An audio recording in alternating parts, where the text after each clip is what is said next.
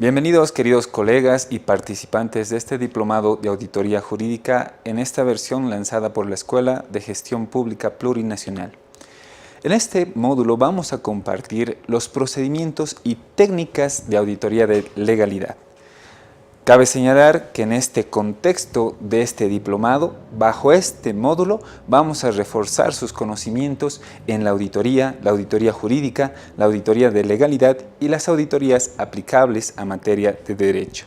Como objetivos del módulo, tenemos la posibilidad de analizar los procedimientos y las técnicas de auditoría de legalidad. En este contexto, los objetivos específicos que vamos a perseguir con este módulo es el conocimiento de las bases conceptuales, tanto de la auditoría aplicable a materia de derecho y las bases conceptuales de programación, procedimientos, técnicas e instrumentos aplicables a la auditoría de legalidad. También vamos a desarrollar e implementar estos procedimientos, técnicas e instrumentos para el desarrollo de estas auditorías. Vamos a generar un conocimiento y análisis de las normas internacionales de auditoría que pueden ser aplicables a esta auditoría de legalidad. Además, vamos a revisar un poco de la experiencia en derecho comparado y la experiencia boliviana de la auditoría de legalidad.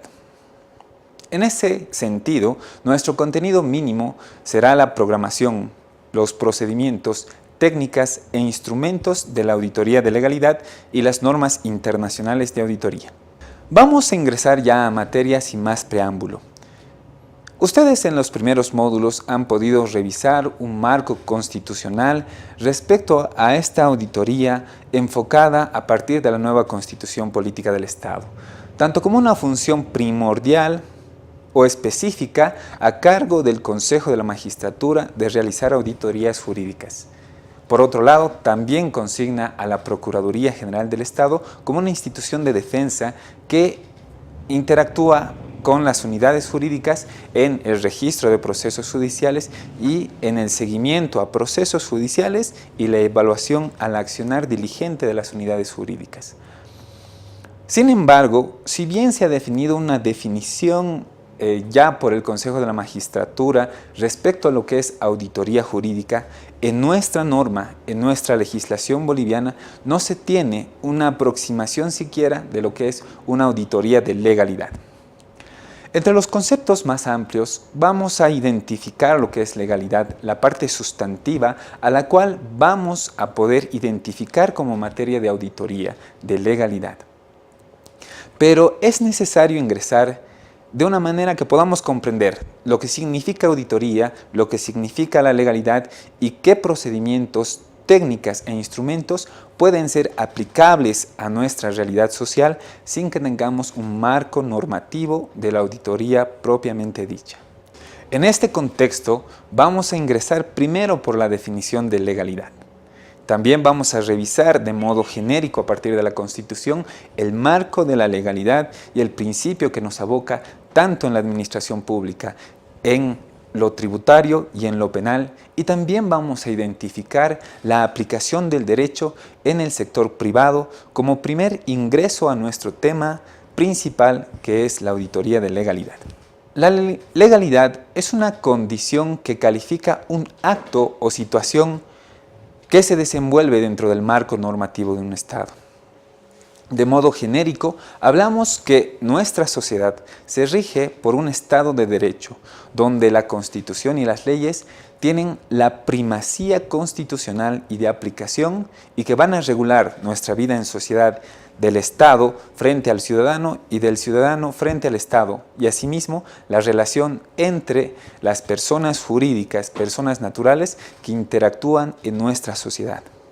Bajo ese contexto, cuando ingresamos a analizar la parte sustantiva, vamos a identificar aquellas normas que definen derechos y obligaciones de los ciudadanos y así como las normas que deben cumplir tanto el sector público como el sector privado para el desarrollo en sociedad. El principio de legalidad es todo acto emanado de los órganos del poder público, los cuales deben estar regidos por el ordenamiento jurídico del Estado y no por la voluntad de individuos. Es así que nuestras normas van a regular todas nuestras acciones dentro del comportamiento que tengamos en la sociedad. Cuando nos referimos al principio de legalidad, debemos enfocar tres marcos generales dentro del desarrollo de nuestras actividades. Si nosotros pertenecemos a la administración pública, vamos a identificar que en el principio de legalidad, en lo administrativo, va a definir las facultades, las atribuciones, no solo de un ente específico y su desarrollo en el cumplimiento de los objetivos del Estado.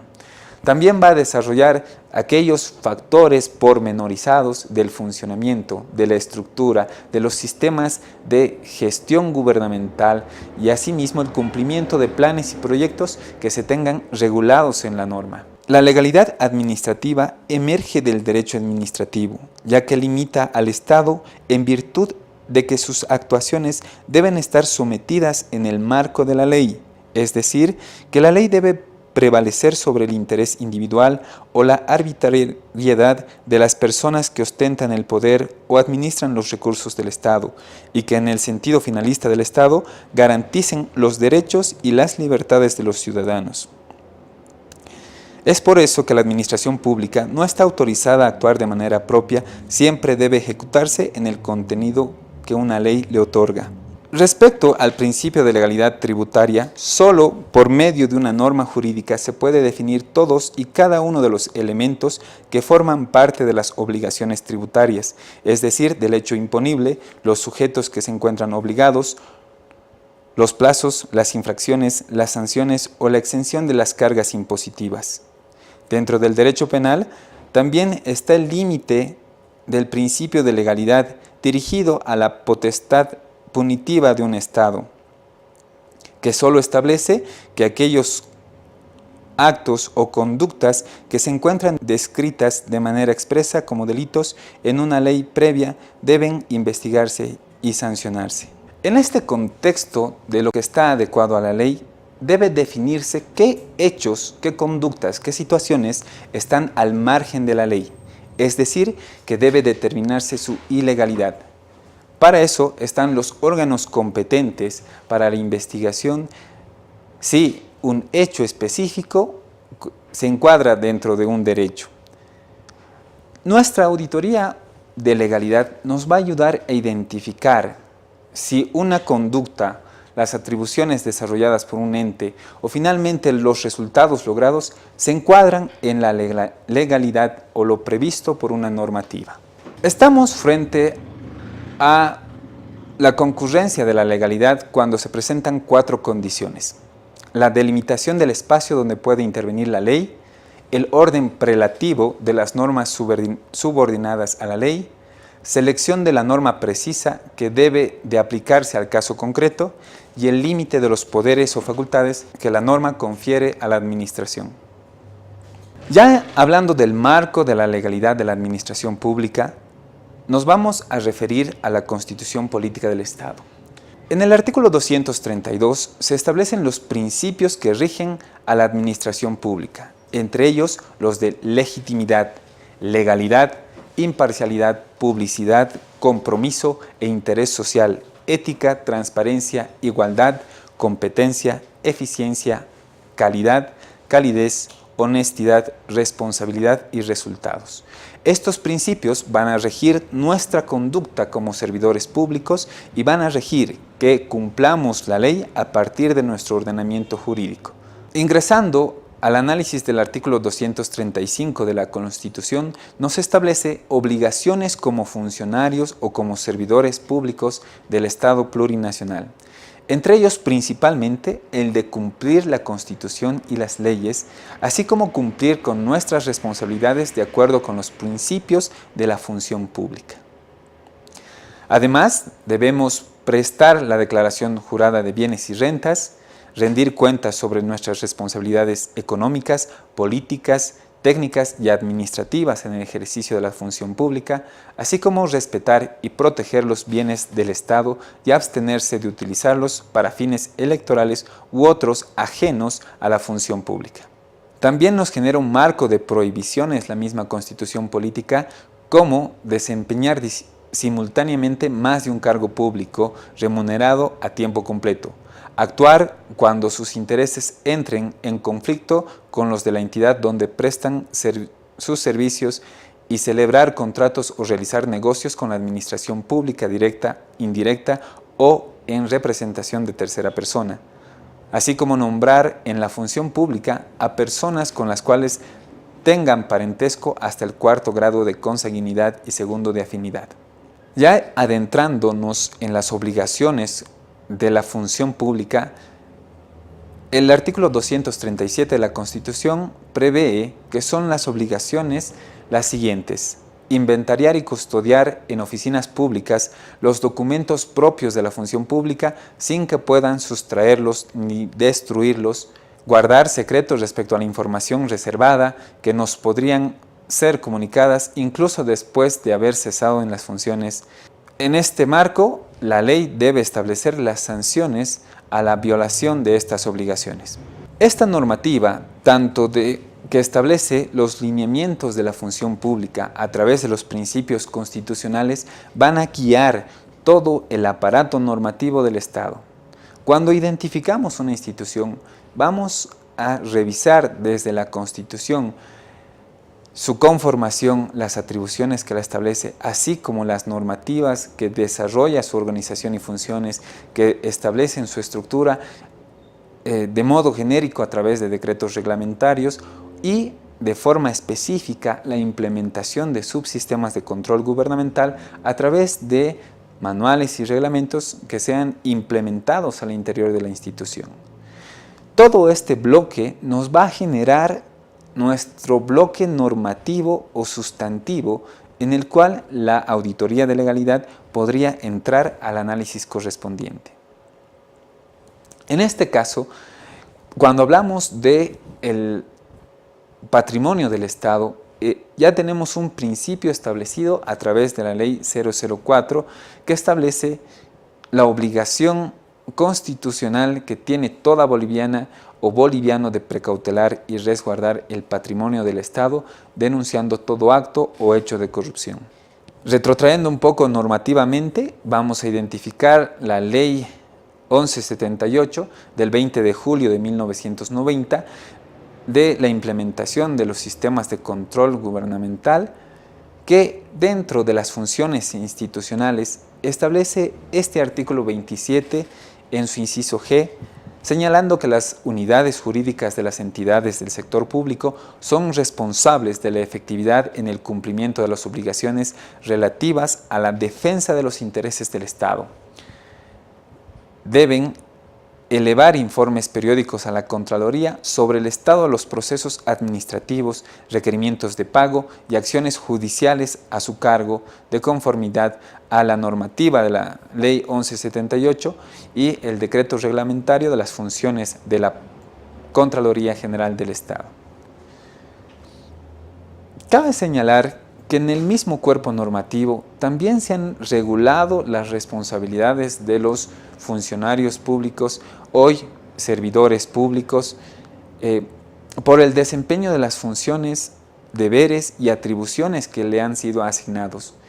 El artículo 28 en el inciso A ha establecido las responsabilidades administrativa, ejecutiva, civil y penal que pueden acarrear el incumplimiento de las funciones y deberes o atribuciones que nos han sido asignadas como funcionarios públicos.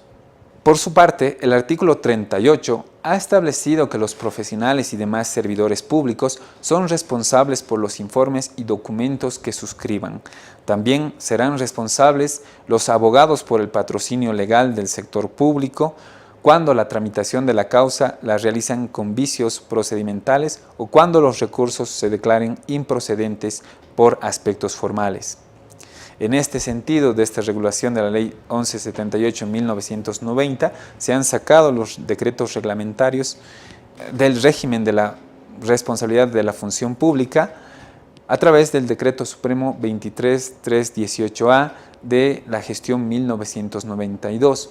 Que en específico a la función de los abogados ha regulado a través del artículo 65 que para efectos de determinar la responsabilidad del abogado se tomará como causales, por analogía a las previstas en el artículo 20 del Código de Procedimiento Civil, esta referida a las excusas y recusaciones, en lo aplicable, además, las siguientes, entre otras.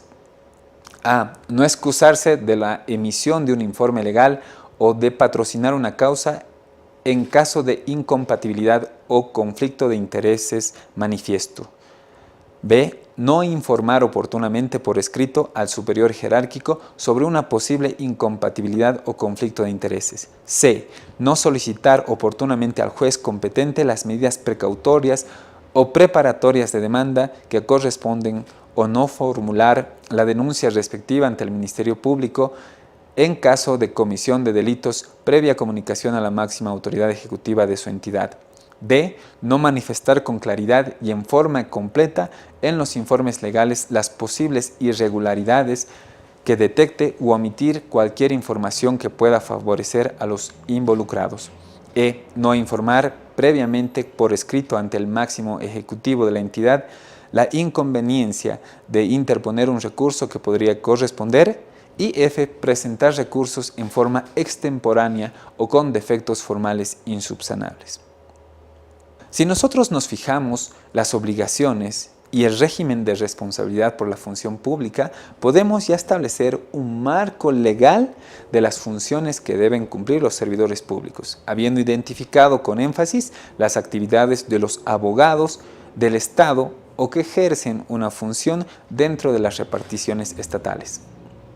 En este sentido, podemos identificar que tienen la responsabilidad del patrocinio legal, y es en correspondencia a este mandato constitucional del artículo 339 que establece la calidad del patrimonio del Estado, señalando que los bienes del patrimonio del Estado y de las entidades públicas constituyen propiedad del pueblo boliviano, inviolable, inembargable, imprescriptible e inexpropiable, y no pueden ser empleados en provecho particular alguno. Su calificación, inventario, administración, disposición, registro obligatorio y formas de reivindicación serán regulados por ley. Otro apartado que nos permite identificar la normativa que ahora se encuentra vigente y que ha sido reformada o complementada con normativa posterior a la emisión de la Constitución Política del Estado. En este sentido, para proteger el patrimonio del Estado, se han identificado instituciones que generan una defensa del patrimonio del Estado. El artículo 112 establece que los delitos cometidos por servidores públicos que atenten contra el patrimonio del Estado y causen grave daño económico son imprescriptibles y no admiten régimen de inmunidad. El artículo 113, por su parte, establece en el parágrafo primero que la vulneración de los derechos concede a las víctimas el derecho a la indemnización, reparación y resarcimiento de daños y perjuicios en forma oportuna. Y con especial énfasis, en su parágrafo segundo ha establecido que en caso de que el Estado sea condenado a la reparación patrimonial de daños y perjuicios, deberá interponer la acción de repetición contra la autoridad o servidor público responsable de la acción u omisión que provocó daño al Estado. Ya ingresando a las funciones de defensa del Estado, a partir de los principios, valores y fines del Estado establecidos en sus artículos 8 y 9 de la Constitución, identificamos que el artículo 12, en su parágrafo segundo, establece las funciones estatales de control, la de defensa de la sociedad y la de defensa del Estado. Este artículo después es desarrollado por sus entidades específicas como la Contraloría General del Estado, el Defensor del Pueblo, la Procuraduría General del Estado y el Ministerio Público. El artículo 229, en especial énfasis en la Procuraduría General del Estado, define como una institución de representación jurídica pública que tiene como atribución promover, defender y precautelar los intereses del Estado. Ya en las funciones de defensa que realiza la Procuraduría General del Estado está la defensa judicial y extrajudicial de los intereses del Estado, que son reguladas a través de su norma Ley 064 de la Procuraduría General del Estado y sus decretos reglamentarios 788 y su decreto 2739, que ha establecido el sistema de registro, seguimiento, supervisión e intervención. Sin embargo, cabe hacer especial énfasis en este artículo 231, numeral 5, como una facultad de la Procuraduría de requerir a la máxima autoridad ejecutiva de las entidades públicas el enjuiciamiento de las servidoras públicas o los servidores públicos que por negligencia o corrupción ocasionen daños al patrimonio del Estado. Podemos establecer que las unidades jurídicas son directamente responsables de la efectividad en el cumplimiento de las obligaciones relativas a la defensa de los intereses del Estado en el ámbito de las competencias propias de cada institución. Los profesionales abogados son responsables por los informes y documentos que suscriben, así como por el asesoramiento que prestan y en particular por el patrocinio legal que ejercen.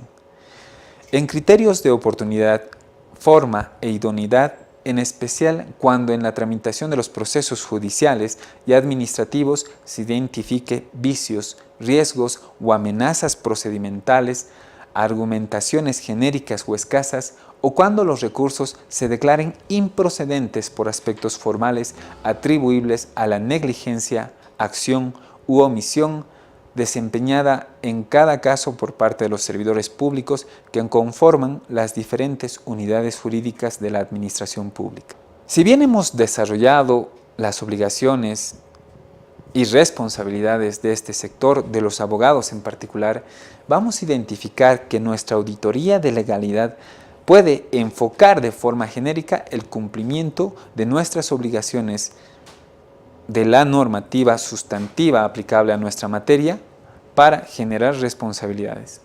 Sin embargo, este es un aspecto muy pequeño de lo que es una auditoría de legalidad, como más adelante lo vamos a observar en las definiciones de auditoría jurídica, auditoría de legalidad y auditoría judicial y otras auditorías relacionadas al campo del derecho. Sin embargo, si bien tenemos establecido un marco normativo de la administración pública, ya que debe ser regulada para no vulnerar derechos de los ciudadanos, también las normas sustantivas van a regular los derechos y obligaciones de las personas naturales y jurídicas, es decir, aquellas aplicables al sector privado. Pongámonos el ejemplo del cumplimiento de la normativa laboral en empresas e instituciones de carácter privado. Como un contexto segundo, vamos a ver y analizar las definiciones de auditoría. Vamos a clasificar las auditorías y aquellos tipos que se realizan actualmente, con especial énfasis en las auditorías aplicables en el Estado boliviano. Definamos lo que es auditoría. Cuando pensamos en la palabra auditoría, lo primero que se nos viene a la mente es una revisión, una evaluación sobre algo o un procedimiento o una institución o un programa o proyecto. Vamos a analizar desde el origen etimológico de esta palabra auditoría, que viene de la palabra audire, que significa oír, que se refiere a la actividad de los primeros auditores que ejercían esta función de escuchar para juzgar la verdad o falsedad de lo que era sometido a su conocimiento. La palabra to audit significa realizar una auditoría en idioma inglés y está principalmente relacionado a to audit accounting, que significa para auditar la contabilidad. Si vamos a los orígenes de la auditoría, esta fue implementada de forma posterior a la contabilidad, que ejerce un control diario y permanente de las operaciones financieras. En cambio, la auditoría va a realizar una revisión de la aplicación correcta de las normas que regulan la contabilidad.